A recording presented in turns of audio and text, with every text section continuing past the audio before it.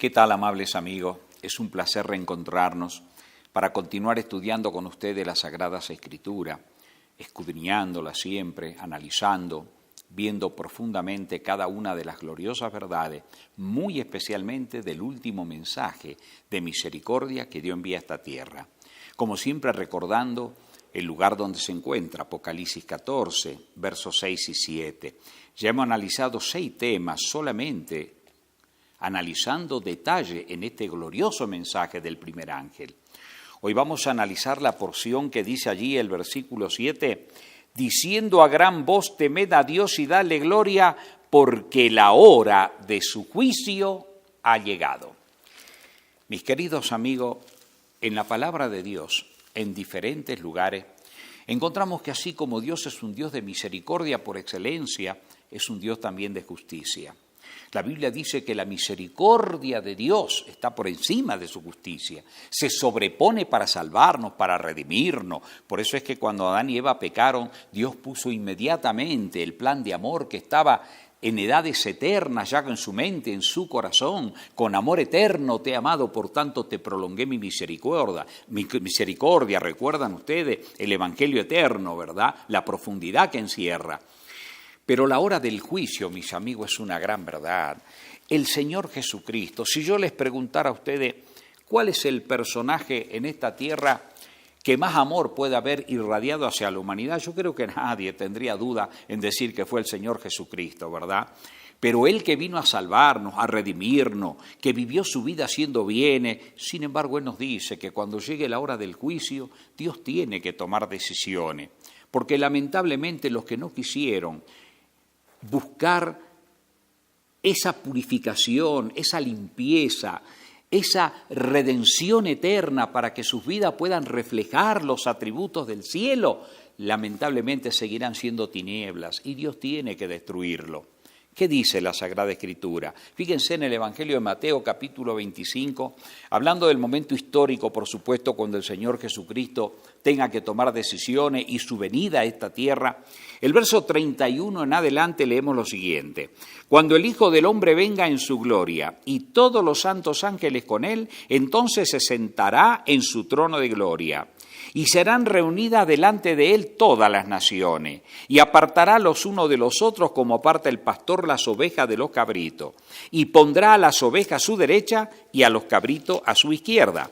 Entonces el rey dirá a los de su derecha, venid benditos de mi Padre, heredad del reino preparado para vosotros desde la fundación del mundo. O sea, venid primeramente los benditos de mi Padre, hereden el reino preparado desde la fundación del mundo. Y ahí el Señor comienza a enumerar una serie de hechos que revela que ellos amaron a Dios y amaron a su prójimo y lo sirvieron con un amor abnegado. Pero luego dice el versículo 41, entonces dirá también a los de la izquierda, apartaos de mí, maldito, al fuego eterno preparado para el diablo y sus ángeles. El verso 46 dice, e irán esto al castigo eterno y los justos a la vida eterna. Mis amigos, cuando la Biblia habla del castigo eterno, no se está refiriendo a un infierno de fuego que va a arder por toda la eternidad. Ese fuego ha sido preparado para el diablo y sus ángeles en la fase final. Y los que han querido seguir sus sugestiones, tristemente tienen que perecer con él. Y ese fuego, cuando estudiamos el tema, va a ser la superficie de la tierra. Y todos serán exterminados. Ahora miren, mis amigos, cuando la Biblia nos habla quién es Dios, Dios es el Dios de las galaxias, es el Dios de los soles. Es el Dios que resplandece con una gloria impresionante. Cuando Él venga en su gloria y Jesús, este mundo quedará envuelto en llama. Por ejemplo, cuando nosotros leemos en el libro de Hebreos, capítulo 12, el versículo 28, fíjense en cómo describe a Dios. Dice allí la palabra de Dios, Hebreos, el capítulo 12, el verso 29. Porque nuestro Dios es fuego consumidor. ¿Se imagina? Dice que la luz del sol va a brillar 7 veces más cuando Dios restaure la tierra, lo dice Isaías. Y la luna como el sol. pero también dice la Biblia que no lo necesitaremos en sí, porque la luz de Dios sobrepasará esa gloria. Así que fíjense, mis amigos, si no tenemos que prepararnos, cuando Jesús venga, cuando venga su Padre, ellos nos darán un cuerpo para que sea semejante al de su gloria. Por eso Dios nos insta a que nos arrepintemos. Dios no puede dejar de ser Dios. Cuando Jesús vino con su divinidad velada en su humanidad y la gloria de Él quedó en los cielos, para que podamos verlo. Pero cuando Él venga ahora, viene el Señor en su propia gloria y la gloria de su Padre. O sea que Dios no puede dejar de ser Dios. Por eso Él nos insta a que nosotros nos arrepintamos de todos nuestros pecados. En la primera carta a Timoteo, el capítulo 6, desde el versículo 11 en adelante, fíjense en lo que dice allí la palabra de Dios. Está hablando Timoteo acerca de los pecados de este mundo, de las corrupciones, de las ambiciones del ser humano, pero desde el verso 11 fíjense en lo que dice. Mas tú, hombre de Dios, huye de estas cosas y sigue la justicia, la piedad, la fe, el amor, la paciencia, la mansedumbre, pelea la buena batalla de la fe, echa mano de la vida eterna, a la cual asimismo fuiste llamado, habiendo hecho, dice, la buena profesión delante de muchos testigos. Te mando delante de Dios que da vida a todas las cosas y de Jesucristo, que dio testimonio de la buena profesión delante de Poncio Pilato, que guardes el mandamiento, sin mácula ni reprensión, que obedezca su ley, hasta la aparición de nuestro Señor Jesucristo, la cual a su tiempo mostrará el bienaventurado y solo soberano, Rey de reyes y Señor de señores, el único que tiene inmortalidad, que habita en luz inaccesible, a quien ninguno de los hombres ha visto ni puede ver, al cual sea la honra y el imperio sempiterno. Amén. ¡Qué tremendo! El único que tiene inmortalidad, habita en luz inaccesible, a quien nadie ha visto ni puede ver. Sí, mis amigos, esto no es un engaño, es una verdad gloriosa. Dios viene en la gloria suya. Por eso Él quiere que nos arrepintamos, porque los impíos que no han querido recibir el carácter de Dios en sus almas tienen que ser exterminados por la gloria de Él. ¿Comprenden, mis amigos, por qué Dios quiere que nos arrepintamos y nos insta a hacerlo? El único que tiene inmortalidad, Adán y Eva, fueron bendecidos por Dios para que vivieran para siempre, pero ellos desobedecieron, comieron del árbol que se les dijo que no comieran, y entonces perdieron. El Señor nos devolverá la oportunidad de vivir nuevamente inmortales, como dice el apóstol Pablo, este cuerpo que es corruptible será vestido de incorrupción, y esto que es mortal será vestido de inmortalidad en el momento que Jesús venga. Así que, mis amigos, por eso es que Dios nos insta, se da cuenta, el juicio de Él se tiene que dar, y por supuesto que las personas tristemente, mis amigos, serán destruidas. Ahora miren, ¿cómo interpretan las personas el juicio de Dios? Normalmente cuando yo era chico en mi país, en Argentina, se usa un dicho que no sé si lo usarán en otros lados también. Cuando una persona, por ejemplo, promete algo, dice que va a hacer algo y los otros no le creen, normalmente en forma burlona le dice, uy, eso va a ser el día del juicio final. Como diciendo, eso no va a ser nunca. Pero cuidado, Dios sí ha establecido un día en el cual juzgará al hombre conforme a su evangelio. ¿Saben cómo la gente piensa en el juicio de Dios? Miren lo que dice la palabra de Dios en el libro del profeta Jeremías, el capítulo 8. Leemos allí las palabras del profeta. Dice lo siguiente, Jeremías, el capítulo 8, versículo 7. Aún la cigüeña en el cielo conoce su tiempo, y la tórtola y la grulla y la golondrina guardan el tiempo de su venida. Pero mi pueblo no conoce el juicio de Jehová. ¡Qué tremendo!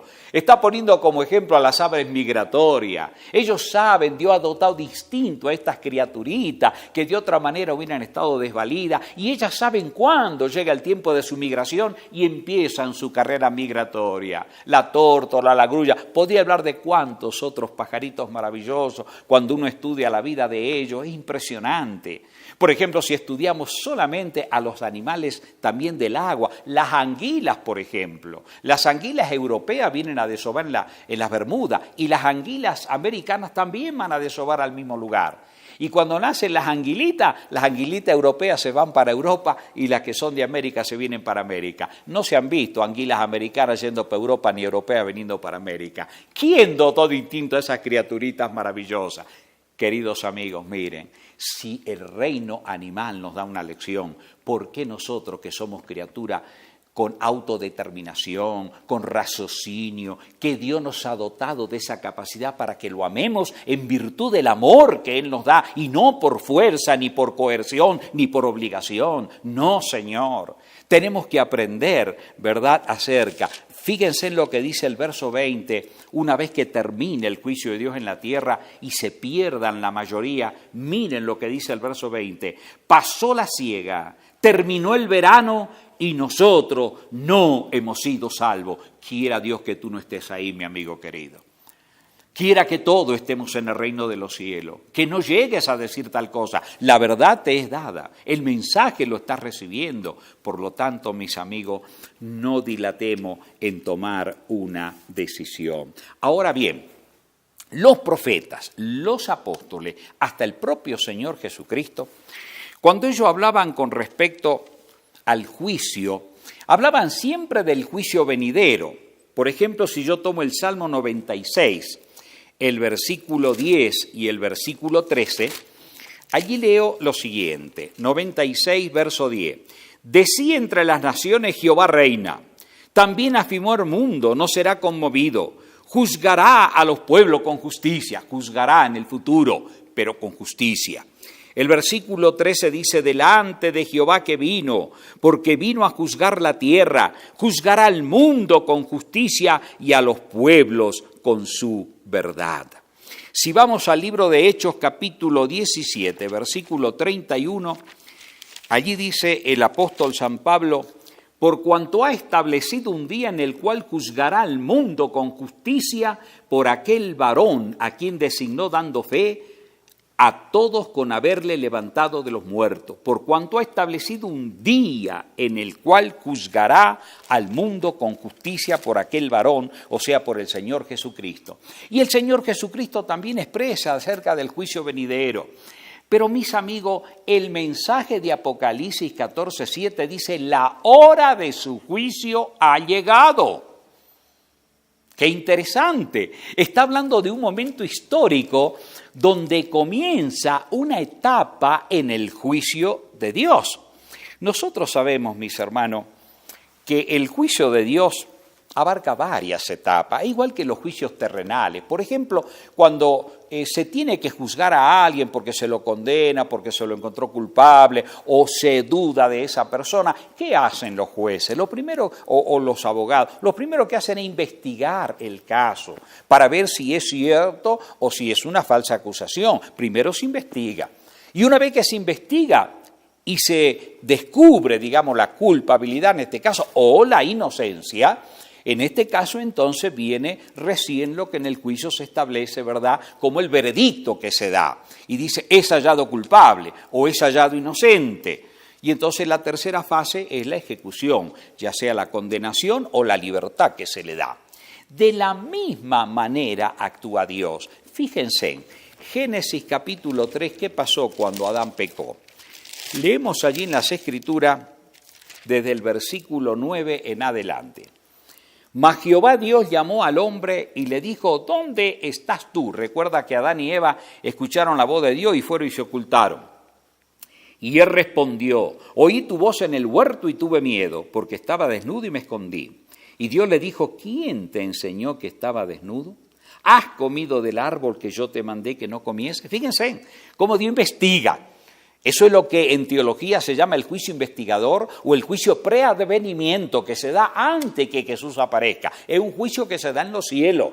Dios va a ir investigando, por eso hay libros, hay registros. Algún día vamos a estudiar todos los libros, los registros que hay en los cielos. El libro de memoria, el libro de la vida, el libro de las obras buenas, el libro cuando nosotros nacemos. En el Salmo 139, el versículo 13, Ustedes vayan ahí cuando Dios habla acerca de cómo nos creó en el vientre de nuestra madre. Y habla acerca de que estaban todas aquellas cosas escritas antes que fueron formadas, antes que nos registren en los registros civiles. Dios nos tiene registrado en los cielos, mis amigos. Miren si nuestro Padre Eterno no nos ama. La culpa de perdernos va a ser solo nuestra, no de parte de Él, porque Él quiso que existamos y Él nos rodeó de circunstancias favorables para que nosotros podamos comprender toda esta gloriosa verdad. Así que, por lo tanto, acá vemos un ejemplo de cómo Dios va llevando a cabo este juicio preadvenimiento o el juicio primeramente investigativo, ¿verdad?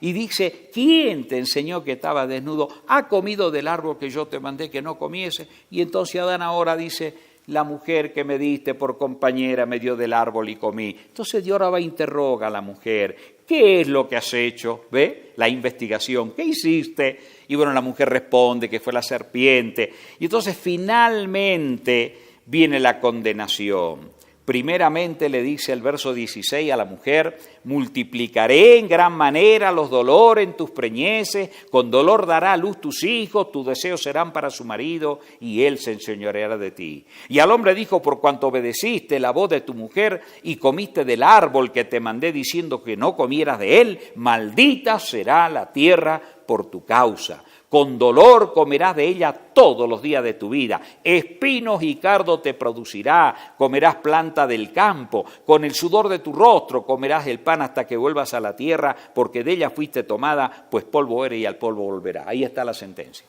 Así que, mis amigos, siempre hay un juicio preadvenimiento. ¿Dónde aparece en la Biblia ese juicio preadvenimiento? Bueno, miren, cuando se estudian las profecías, por eso es muy importante estudiarla. En la obra que tengo allí en YouTube, Orientación Profética, está recién la profecía del capítulo 2 del libro del profeta Daniel, pero hay que estudiar el capítulo 7. Se necesita por lo menos 1 hora y media para estudiar esa profecía, para ver detalle tras detalle y detalle tras detalle sobre los poderes que se iban a levantar en la tierra belicoso y en la hora final cómo se iban a llevar a cabo todas las cosas. Pero ¿saben una cosa, mis amigos? Allí en ese capítulo está el momento histórico después de la Revolución Francesa. Yo solamente se lo estoy mencionando, pero eso hay que estudiarlo, la Biblia es bien claro, donde se iba a comenzar, de acuerdo a los registros históricos, el juicio preadvenimiento en los cielos. Está en el capítulo 7 del libro del profeta Daniel. Allí desde el versículo 9 nosotros leemos lo siguiente. Capítulo 7, desde el versículo 9 en adelante. Estuve mirando hasta que fuera un puesto trono, y se sentó un anciano de día cuyo vestido era blanco como la nieve, y el pelo de su cabeza como lana limpia. Su trono llama de fuego y las ruedas del mismo fuego ardiente. Un río de fuego procedía y salía delante de él. Millares de millares le servían, y millones de millones asistían delante de él. El juez se sentó y los libros fueron abiertos. Miren qué tremendo. Acá se ve la escena de juicio, cuando el Padre se traslada en el santuario celestial. Hay que estudiar la verdad del santuario. El santuario que había en la tierra era solo una figura del santuario celestial. Y todo lo que se realizaba en él era una sombra y una figura de lo que Cristo iba a realizar. El corderito que se mataba es símbolo del cordero que moriría en el Calvario. El sacerdote que ministraba es símbolo del sumo sacerdote que ascendería a ministrar por nosotros. Y así, cada parte del santuario tenía un significado. Y entonces en este momento histórico se lo ve que se ponen tronos y el Padre viene y se sienta. Ahora miren, el versículo 13 dice, miraba yo en la visión de la noche, y he aquí que en la nube del cielo venía uno como un hijo de hombre, que vino hasta el anciano de día y le hicieron acercarse delante de él. Y le fue dado dominio, gloria, reino, para que todos los pueblos, naciones y lenguas le sirvieran. Su dominio es dominio eterno que nunca pasará y su reino uno que no será destruido.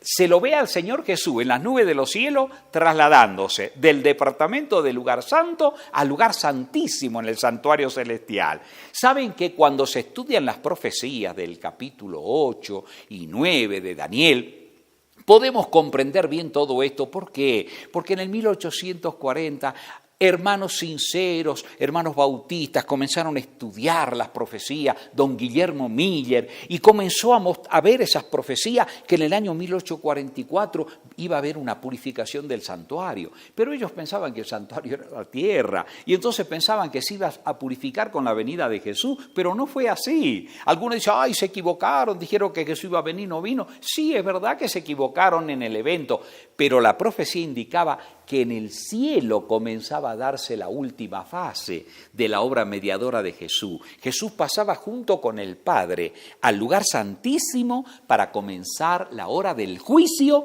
preadvenimiento. Por eso es que Apocalipsis 14:7, que estamos estudiando, dice, la hora de su juicio ha llegado, pero escuchen bien, esa hora de juicio que ha llegado no es todavía el juicio de condenación. ¿Por qué? Porque el Evangelio dice que tiene que trascender a toda nación, tribu, lengua y pueblo, diciendo, temed a Dios y dale gloria, porque la hora de su juicio ha llegado. Hay todavía oportunidad de arrepentimiento, mis amigos, pero allá comenzó ya el juicio. Por supuesto que cuando se abren esos libros, los primeros que aparecen ahí son los nombres de los que ya murieron.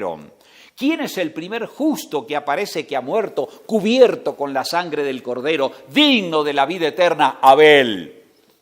Así que cuando comenzó ese juicio, comenzó por los muertos, y eso lo dice también el libro del Apocalipsis. Mis queridos amigos, yo quiero terminar esta parte mencionando algo muy importante. ¿Por qué Jesús va a la presencia del Padre? Miren, San Juan capítulo 5, versículo 22, leemos allí lo siguiente. Porque el Padre a nadie juzga, sino que todo el juicio dio al Hijo. ¿Qué tal? El Padre no va a juzgar, es el Hijo. Padre es el juez eterno, pero determina que el Hijo tenga la determinación en el juicio.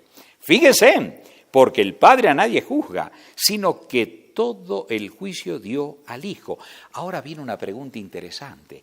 ¿Y de qué manera Jesús va a juzgar si Él es nuestro mediador? Allá todavía está haciendo mediación por nosotros, está todavía aceptando nuestro arrepentimiento y extendiéndonos su divino perdón. ¿Saben cómo lo va a hacer? Miren, el capítulo 12, verso 47 en adelante, de acá del Evangelio de Juan, dice exactamente cómo el Señor juzgará. Capítulo 12, versículo 47. Miren qué tremendo lo que dice Jesús acá. Al que oye mis palabras y no las guarda, yo no le juzgo, porque no he venido a juzgar al mundo, sino a salvar al mundo.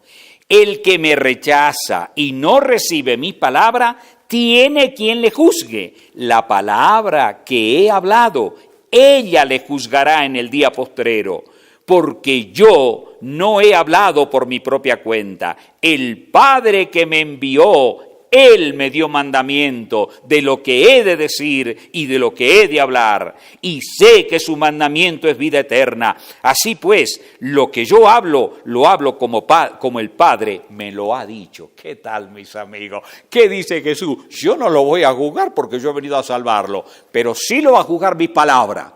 En ese contexto Jesús es el juez. Las palabras que yo les he hablado son espíritu y son vida. Si ustedes no quisieran recibirla para ser salvos, lo siento mucho, esa palabra los va a juzgar.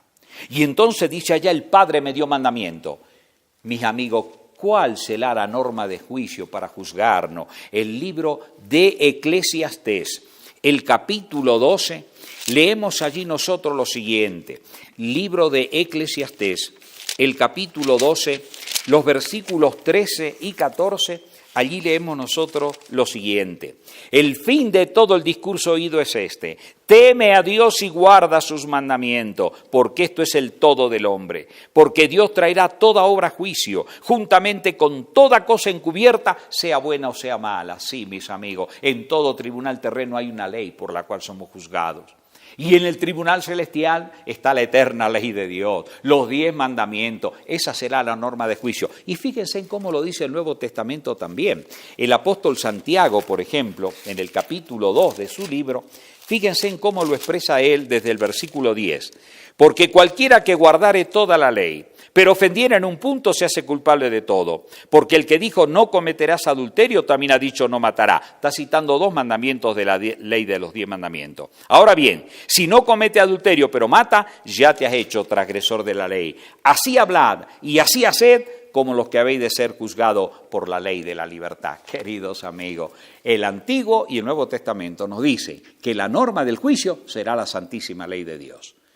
Que Dios te bendiga para que medites en ellas, como están escritas en la Sagrada Escritura, no en los catecismos, por favor, porque allí han eliminado 2 mandamientos grandes. Por eso cuando estudiemos Babilonia es caída y cuando estudiemos si alguno adora a la bestia a su imagen, se van a sorprender ustedes de ver cómo tristemente poderes en la tierra se han levantado contra el gobierno de Dios, ha usurpado el lugar de Dios en la tierra y le han hecho beber a las naciones el vino del furor de sus fornicaciones, como dice la Biblia. Fornicación en un sentido espiritual. Vamos a estudiar cuando estudiemos todo eso, porque que le es infiel a Dios, Dios lo compara como una mujer ramera. Querido amigo, que Dios te bendiga, obedece los mandamientos, medita en ellos, ¿verdad? Porque ellos son vida para nosotros. Es mi deseo y mi oración. Amén.